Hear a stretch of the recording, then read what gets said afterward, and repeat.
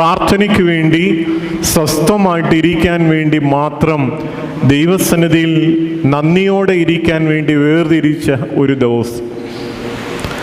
ആ ദിവസത്തിലാണ് സംഘാലയത്തിൽ വെച്ച് ഈ സ്ത്രീ സൗഖ്യം പ്രാപിക്കുന്നത്.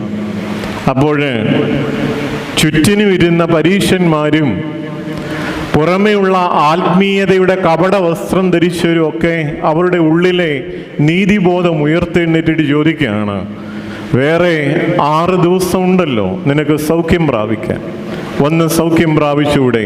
എന്തിന് ശാബത്തിൽ വന്ന് സൗഖ്യം പ്രാപിക്കണം? കർത്താവ് നിസ്സാരമായിട്ട് ഒറ്റ ചോദ്യമേ ചോദിച്ചുള്ളൂ.